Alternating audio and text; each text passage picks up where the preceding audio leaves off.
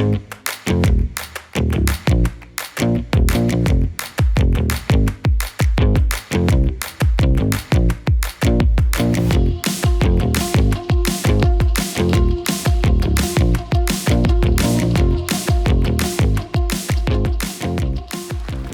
have never seen a positive human relationship built unless trust was present. I mean, think about it. Do you have any strong, good relationship with anybody that you don't trust? I'm sure you might have some people at work that you trust their work, that you know that they're going to get it done, but you certainly wouldn't trust them with anything personal. And there may be some people in the rest of your life that you trust with your personal life, but you certainly wouldn't give them a project, knowing that it's not going to be complete. So I think there's two aspects of trust. In fact, scholars have identified these two. There is the cognitive trust, and cognitive trust is simply that you believe that the people have the ability and the benevolence to be able to do the job. They've proven that to you, so you trust them. And that happens in the workplace a lot. Even in cross-functional work groups, there can be a high level of cognitive trust within an organization. Even the natural enemies that happen within work groups. Like the credit department, who you know doesn't care for the sales department, but they know they're pretty good salespeople. And conversely, the opposite holds true. Product development people, marketing people, they don't see eye to eye, yet they know things are going to get done. They know that the people have the ability to get it done. Where we find trust lacking within the workplace is what we call affective trust. And affective trust is trust that comes from the heart. It's believing that someone is trustworthy, that you can trust them with your stuff, that they have your back. And in the workplace, where we find this seriously lacking is interdepartmentally, those departments that don't see eye to eye. I mean, sure, people within the same department may have some level of affective trust because they spend some time together and they get to know each other a little bit. But if we want to build cross-functional work groups, we need to be able to build trust. I'm going to repeat what I said earlier. I have never seen a positive human relationship without trust. And to get a deeper level of trust, we need both cognitive and affective trust. We need it from the head and from the heart. We want to be able to trust that whole person. This leads us into a concept that we've labeled the circle of trust. And we've proven that this process works. It's a process that can build trust both faster and deeper than our normal style. Well, what is normal? How do we normally build trust with people? Well, we do what we say we're going to do, and we do it again, and we do it again, and we do it again. And eventually people start trusting me, or I start trusting them when they show that they can do the work. Again, that's the cognitive trust, the trust that comes from the head. With this process, and it's simple, it's really simple, we know and we've shown that you can build trust both faster and deeper. There's 4 aspects. The first one you've already heard about, and that's what we call delivering on the promise. Delivering on a promise is simply doing what you say you're going to do, and doing it again, and doing it again, and doing it again. And it's a slow, long, tedious process, especially with those that have a low propensity to trust. Yeah, that's a thing. Some people just don't trust as fast as others. It could come from their childhood, or it could come from experiences in their adulthood. Maybe it wasn't safe at home, or maybe they've had bad relationships where people have broken their trust in some way. Those folks with a low propensity of trust, what do we have to do with them if we want to build trust? We have to do what we say we're going to do, and do it again, and again, and again, and again until they're ready. Well, how long does that take? It takes as long as it takes. So that's the old style. Delivering on a promise is the way that we traditionally build trust. Our process is a little bit different. 4-step process, as I talked about. The first one is respect. So what are we talking about respect? Those of you who might have grown up like me, where my dad taught me that respect is earned, it's not given. And while I believe that to a sense, it's incumbent upon me to give respect for human dignity. I had to learn this the hard way. A few years back, we had a problem with addiction in our family, a son that was struggling. And at first when we found out, we were angry. Soon that anger turned to sadness and despair. Especially when we realized that his addiction issues weren't something that we caused, nor were there anything that we can cure. And we tried everything.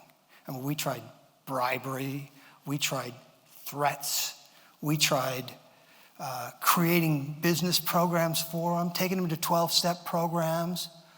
We tried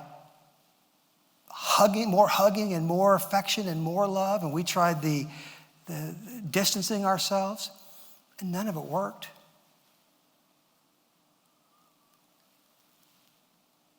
Unfortunately, we lost that son. So that's why I said I had to learn the lesson the hard way.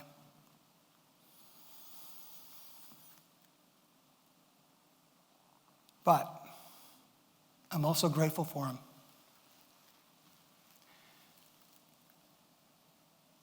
This was probably one of the most loving people I've ever met in my life. And even through his struggles, he continued to love. Sometimes it was at a distance, but often it was when he came home and just played with his little brother. That right there told me that every human being has some value. Even the kid that's sleeping behind garbage cans or in his car or wherever it can be. And there's something that I can learn from everybody. I learned humility from Eric. I learned to respect, to give respect for human dignity. Now you can earn respect too by being able to do good things and have some talents and some skills, and that's a different kind of respect. I'm talking about respect for human dignity. Let's start there. If we start there, we can get into a conversation. The next step I learned from Stephen Covey in his book, The 7 Habits of Highly Effective People. There's a concept called listen to understand. Vastly different than what most of us do. We listen to reply.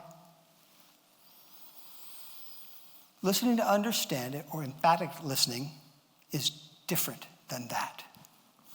It is trying to understand. We have to do everything you need to do in normal listening, which is pay attention, don't get distracted, making sure that we nod appropriately, maybe even paraphrasing what they're saying. All those active listening things you've heard about is still not fully listening. Listening to understand requires me to have some additional skills. In addition to those active listening skills, I need to learn to ask better questions. I got a saying that you want to get better answers, ask better questions. Have any of you heard of the 5 whys?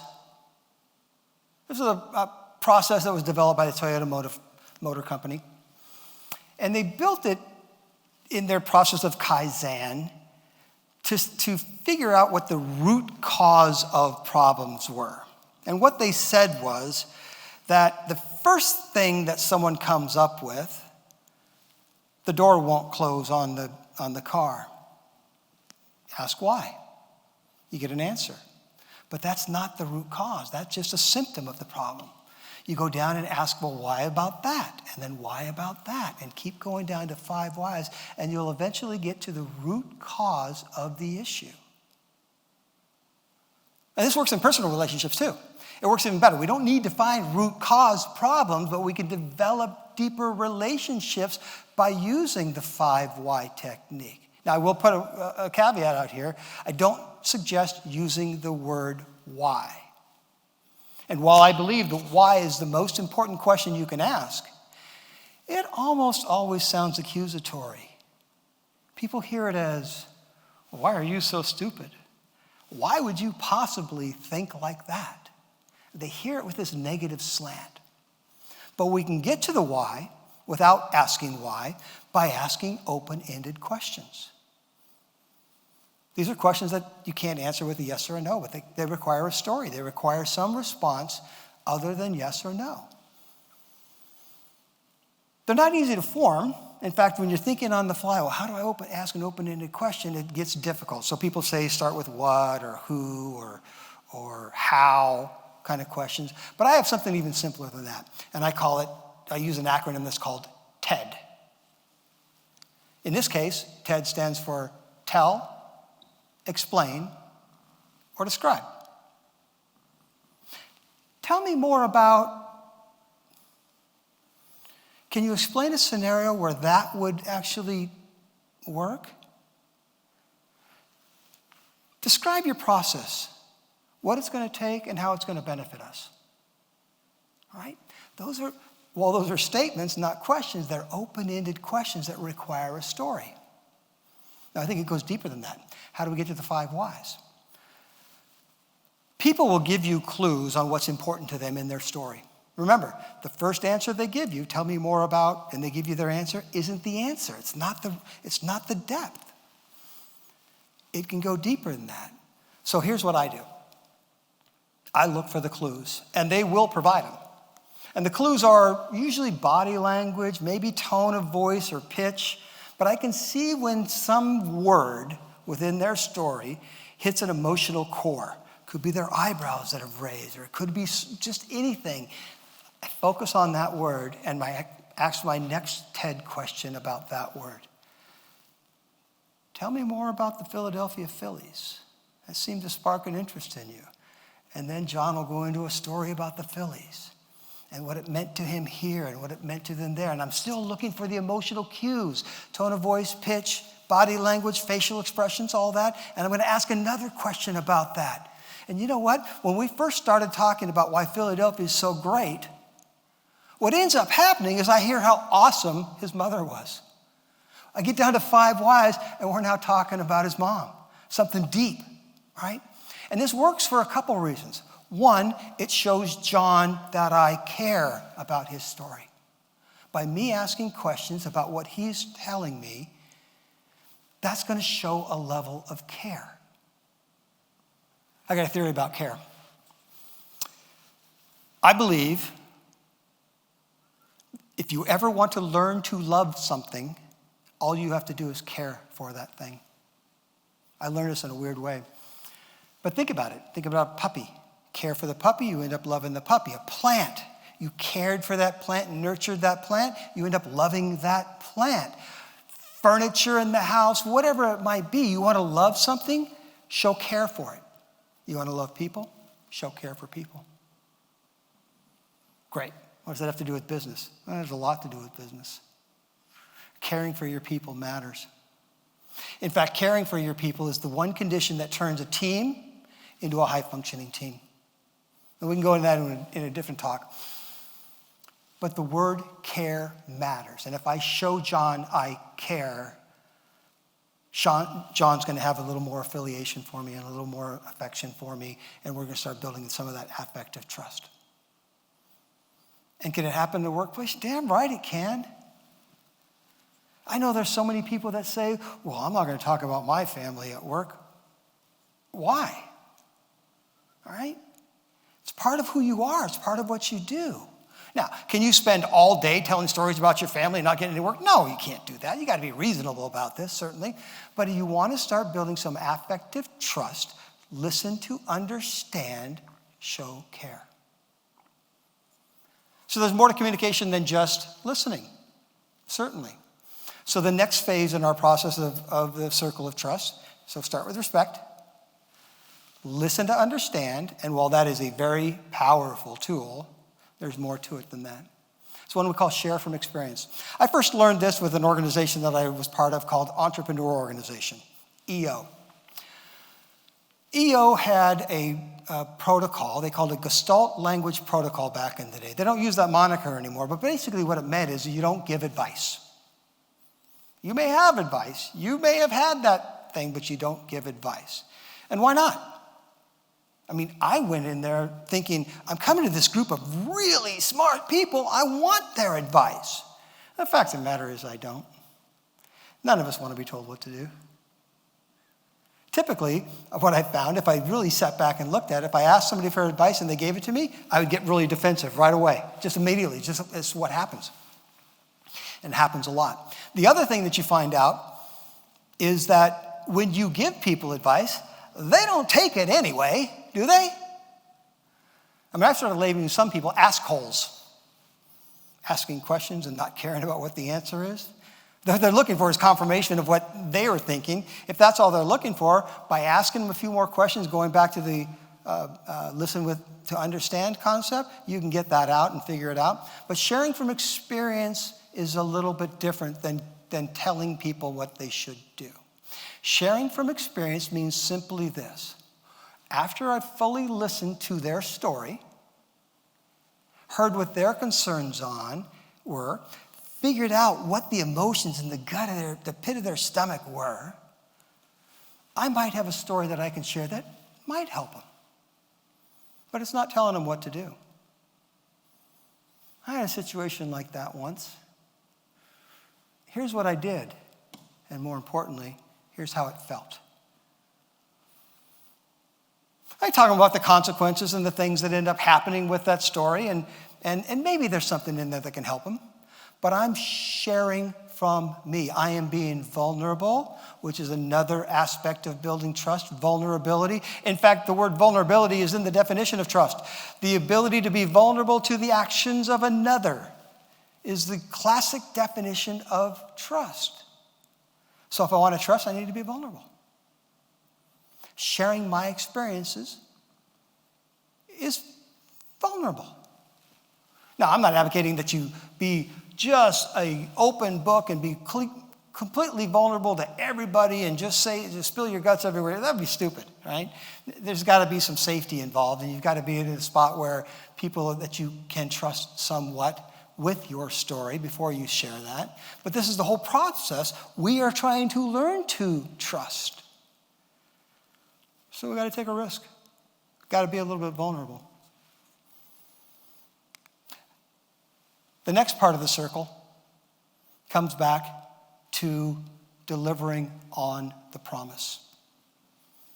We talked about that earlier this evening. You have to do what you say you're going to do. And if you can't be trustworthy.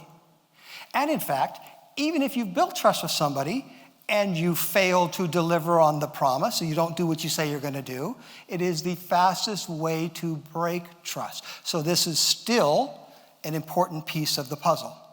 We have to be able to do what we say we're going to do, or as we call it in the circle, deliver on the promise. So there you go. It's a simple 4-step process. Start with respect, listen to understand, share from experience, and deliver on the promise.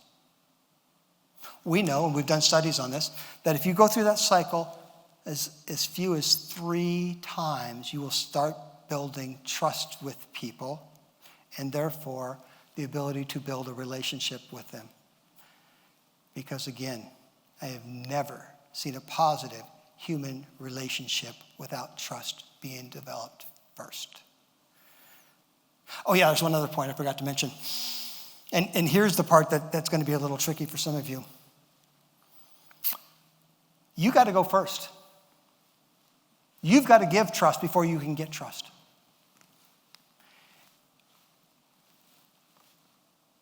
Think through that.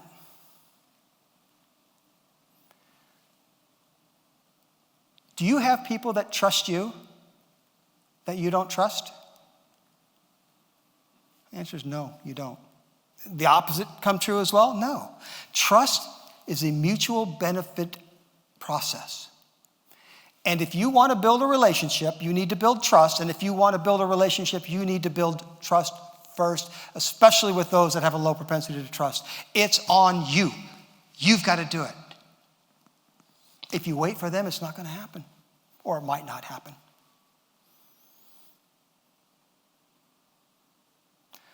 So that's the story. These processes are simple. They're just not easy. Proven method of building trust both faster and deeper. And building trust is the only way to have a positive human relationship. Thank you.